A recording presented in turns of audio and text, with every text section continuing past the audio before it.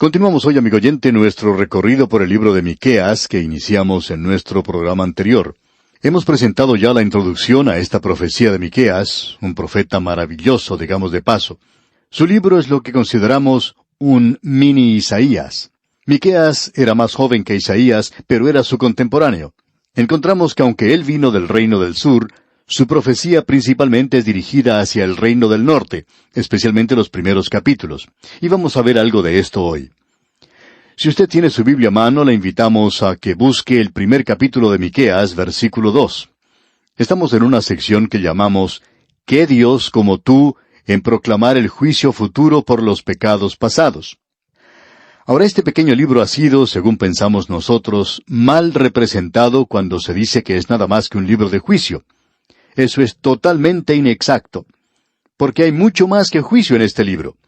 Aquí se presenta, como vimos en el programa anterior, una ternura y una dulzura en este libro que revela lo maravilloso que es nuestro Dios. Él es aquel que perdona la iniquidad. Él es aquel que puede perdonar. Y su perdón es tan diferente al perdón nuestro. Nosotros perdonamos si queremos hacerlo, y lo hacemos muchas veces sin que se haga ningún pago. Pero, ¿sabía usted, amigo oyente, que Dios nunca perdona sino hasta cuando se haya hecho un pago?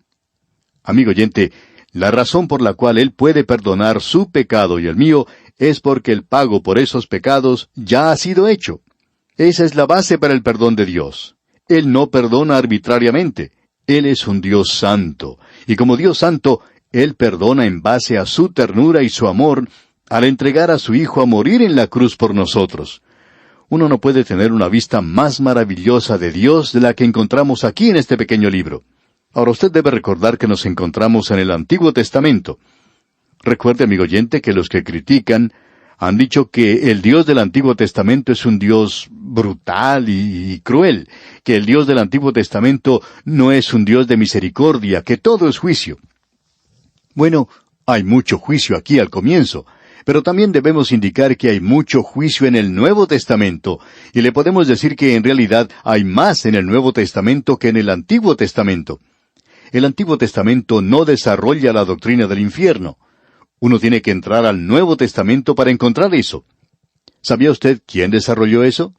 El Señor Jesucristo mismo. El amable Señor Jesús fue quien hizo eso. Así es que, si usted va a seguir sus enseñanzas, señor liberal, entonces usted tiene que creer en el infierno. Tendrá que hacerlo. Es decir, a no ser que no quiera seguir sus enseñanzas. Escucha ahora lo que leemos aquí en el versículo 2 de este primer capítulo de Miqueas. Oíd, pueblos todos, está atenta tierra y cuanto hay en ti. Y Jehová el Señor desde su santo templo, sea testigo contra vosotros. Oíd, pueblos todos. Eso quiere decir toda la gente, quiere decir todos nosotros. Está atenta toda la tierra. Ya que nosotros estamos en la tierra, y la mayoría de nosotros lo estamos, esto es dirigido a nosotros y cuanto hay en ti. Solo vamos a dedicar unos instantes a observar este versículo. Él está llamando aquí a Dios como testigo por las cosas que va a decir. El Señor se encuentra en su santo templo. El Señor está en su cielo hoy. Ahora Él dice que el Señor viene a juzgar. Escuche lo que dice aquí en el versículo 3. Porque he aquí, Jehová sale de su lugar, y descenderá y hollará las alturas de la tierra. El lenguaje que Él utilizó aquí es realmente maravilloso, aunque es práctico en muchas maneras. Dios baja en juicio, y Él va a hollar las alturas de la tierra. Estos lugares elevados hablan de Samaria, que fue construida sobre la montaña, así como también de Jerusalén. Esos eran los lugares donde se colocaban sus ídolos. En aquellos días se encontraban muchos ídolos allí, y siempre en los lugares elevados, en la cumbre, la cima de la montaña, ese era el lugar para la idolatría. Ahora Dios va a bajar, y Dios va a pisotear, por así decirlo, los lugares altos de la tierra, los lugares donde existía la idolatría. Y allí también es donde se construían las ciudades. El Señor Jesús mencionó que la ciudad que se encuentra sobre la cima de la montaña no se puede ocultar. Y esa ciudad tiene mucha influencia sobre el área que la rodea.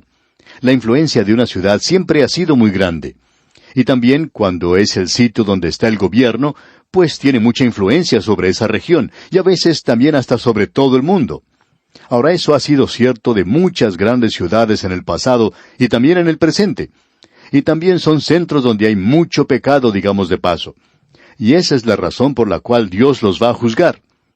Ahora, en el versículo 4 de este capítulo 1 de Miqueas leemos, «Y se derretirán los montes debajo de él, y los valles se hendirán como la cera delante del fuego, como las aguas que corren por un precipicio». Este es un cuadro muy claro de los terremotos, y usted puede encontrar eso a través de todas las Escrituras. No vamos a tomar el tiempo para analizar cada una de estas cosas, pero si usted pudiera hacerlo, encontrará muchos lugares en las Escrituras donde esto se presenta como un cuadro de los terremotos. Vamos a ver solamente una diferencia.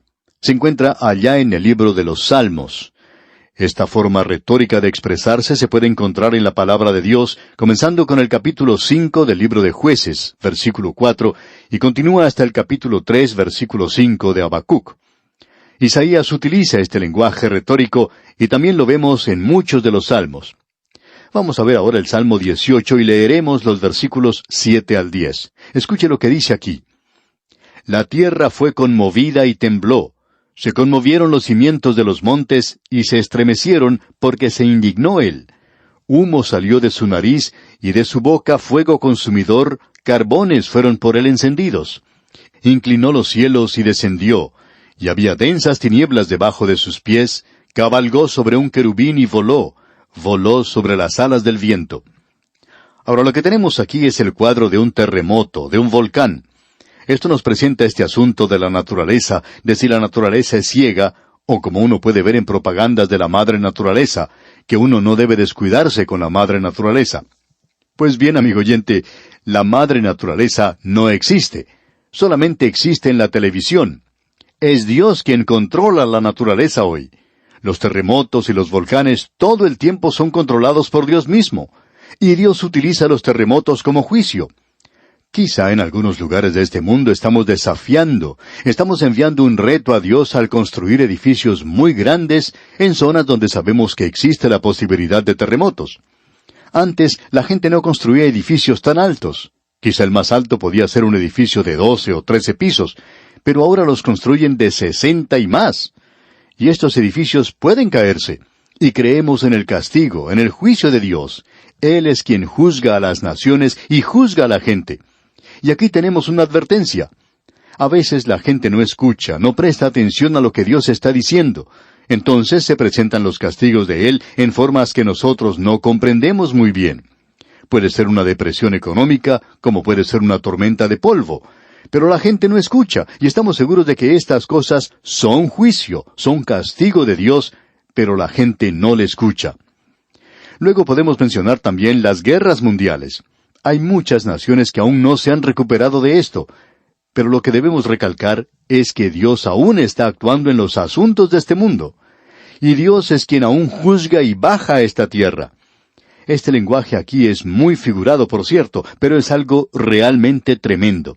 Es en realidad un cuadro exacto de lo que ocurrió. Debemos notar que él dice ¿por qué todo esto sucede? ¿Por qué es que están los volcanes y cosas por el estilo?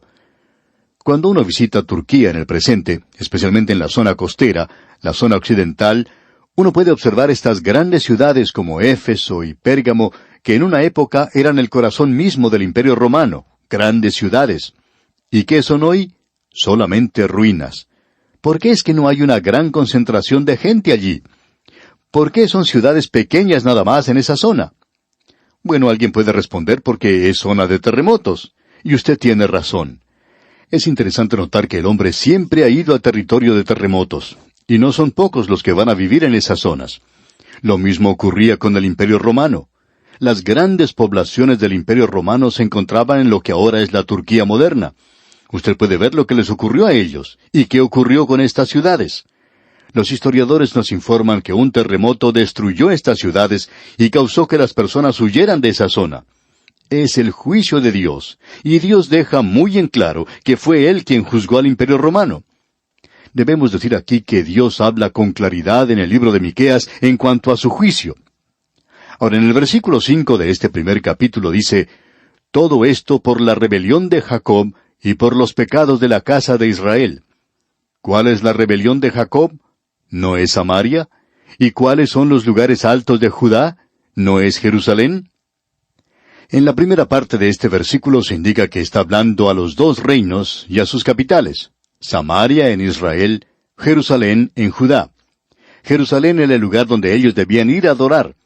¿Pero estaban adorando allí? Bueno, sí, ellos iban al templo, pero también iban a esos lugares altos, donde estaban los ídolos. Y en esos lugares tenía lugar la peor clase de inmoralidad que uno pueda concebir. Y es por esto que Dios dice que Él los va a juzgar, y va a juzgar estos dos grandes centros. Aquí tenemos algo que se puede aplicar a nuestras naciones, porque como dijimos en nuestro programa anterior, aquí se presenta una filosofía de gobierno. Miqueas indica claramente que no es la forma de gobierno lo que anda mal, y que en realidad una dictadura no es algo tan malo. Bueno, ¿qué es lo malo entonces? Es la gente que gobierna, es aquella persona que es el dictador. Y no creemos que haya mucha diferencia en tener un solo dictador impío que en tener todo un Senado o una Cámara de Representantes, todos ellos impíos. ¿Cuál es la diferencia? Por ejemplo, en los Estados Unidos, los patriotas que fundaron el país deseaban tener una nación con 3 poderes de gobierno. Y la razón por la cual no tuvieron un rey es que ellos estaban acostumbrados a eso y lo debatieron, y ya que no les había ido bien antes con el rey de Inglaterra, no querían tener otro rey. Así es que formaron un gobierno con 3 poderes. Esto no era porque eran muy inteligentes, sino porque en realidad ellos no confiaban en el hombre. Sabían que no podían confiar en el hombre. Así es que decidieron formar un gobierno con 3 poderes para que uno cuidara del otro. Y amigo oyente, es necesario que el uno se cuide del otro. Así es que también hace falta tener al hombre apropiado en el gobierno para que cualquier gobierno dé resultado, para que cualquier gobierno pueda funcionar. Y ese era el problema de aquel día. Samaria y Jerusalén se habían corrompido y Dios los iba a juzgar. Quizá haya naciones en el presente que ya hayan pasado ese punto de donde ya no se puede regresar. Quizá hayamos dicho esto muchas veces antes. No es algo nuevo en realidad. Amigo oyente, uno puede apreciar los cambios que están ocurriendo en la situación mundial. Cuando una nación tiene la oportunidad de dirigir, por así decirlo, la situación mundial, tiene que aprovecharla. No tiene que desperdiciarla dándole al mundo cosas que no tienen valor en realidad, como la música y esa nueva moralidad de hoy. No hay que despreciar esa oportunidad con un amor al placer y un amor a la afluencia. Ahora, no decimos esto porque estemos en contra de un país u otro, o porque despreciemos a cualquier país, sino porque sentimos todo lo contrario. Y nos duele ver lo que está sucediendo. Es triste ver que una nación que ha sido formada con un propósito definido se vea en decadencia. Ahora aquí tenemos una filosofía de gobierno presentada por Miqueas. Esta es la filosofía de Dios para el gobierno. Aquí llegamos a la primera declaración que llama la atención y es la más larga. Sigue hasta el final de este capítulo 1 de Miqueas y comprende los versículos 6 hasta el 16. Y lo que aquí tenemos es una miniatura de la gran destrucción que vendrá en los días postreros. Ya regresaremos a esto cuando lleguemos al capítulo 4, pero lo que se dice aquí es algo local. Asiria destruyó a Samaria. Y Samaria hoy es una ciudad en el desierto, cubierta de polvo y ceniza, cuando antes era una ciudad muy hermosa. Ahora escuche usted lo que dice Miqueas. Haré pues de Samaria montones de ruinas. Y francamente hablando, amigo oyente, eso es lo que es en el presente. Si uno viaja por esa zona, uno puede apreciar lo que el profeta está diciendo aquí en cuanto a las ruinas en cualquier sección de Samaria. Y hay otros lugares donde uno puede apreciar que crece una que otra cosa y puede ver a árboles de diferentes clases plantados allí. El versículo 6 dice, Haré pues de Samaria montones de ruinas y tierra para plantar viñas, y derramaré sus piedras por el valle y descubriré sus cimientos. Amigo oyente, si usted va a visitar esta zona, si sube a uno de los lugares elevados de Samaria, como Acrópolis, en las ruinas de este lugar, puede mirar en la ladera de la montaña y ver toda clase de pilares rotos, toda clase de piedras y ruinas y rocas que antes habían sido labradas y utilizadas en los edificios. Pero allí están ahora, han sido arrojadas por la ladera. No podemos pensar en ninguna otra cosa que sea más literal que esto, y no puede ser de ninguna otra forma. Dice aquí Dios, y derramaré sus piedras por el valle y descubriré sus cimientos. Uno puede observar fotografías de los cimientos que existían en los días de Acab y Jezabel, o también los cimientos que habían colocado allí los romanos. Pero todo esto está en ruinas hoy. Dios está diciendo aquí que las cosas no iban a prosperar allí. Y Él lo dijo con toda claridad. descubriré sus cimientos. Y Dios lo ha hecho así. Usted puede ir a ese lugar y contemplar esto que está mencionando Miqueas aquí. Antes era una ciudad tremenda, pero ahora ya no existe. Ahora escuche lo que dice aquí el versículo 7. Y todas sus estatuas serán despedazadas, y todos sus dones serán quemados en fuego, y asolaré todos sus ídolos, porque de dones de rameras los juntó, y a dones de rameras volverán. Si uno busca alguna evidencia de idolatría en ese lugar, no la va a encontrar. Puede preguntarle a la gente del lugar, y ellos le van a decir que no está allí. No hay ninguna evidencia de idolatría, pero sabemos que allí había idolatría. Pero la gente del lugar indica que no hay ninguna evidencia. Se ha descubierto ruinas del palacio en que habitaba Jezabel, un palacio de marfil que fue destruido, y entre las ruinas se han encontrado vasos de marfil que han servido antes para contener perfumes y otros más grandes para el vino. Y son de marfil porque allí había sido construido un palacio de marfil, pero ya no está. Los arqueólogos, sin embargo, han encontrado marfil en ese lugar y han excavado mucho en esa zona. Ahora aquí dice el profeta, y todos sus dones serán quemados en fuego. Esta palabra dones es una palabra interesante y queremos observarla por un momento porque aquí hace referencia a algo que es de suma importancia. No sabemos si vamos a tener tiempo de tratar con esto hoy, pero estos dones a los que hace referencia aquí eran vasos muy costosos que se habían dado a los templos paganos y se han encontrado varios de ellos. Es decir, que eran vasos de marfil muy caros que se utilizaban con perfume, con incienso y probablemente para la adoración de aquel día. Esto es algo que es muy destacado, digamos de paso, y que es mencionado aquí.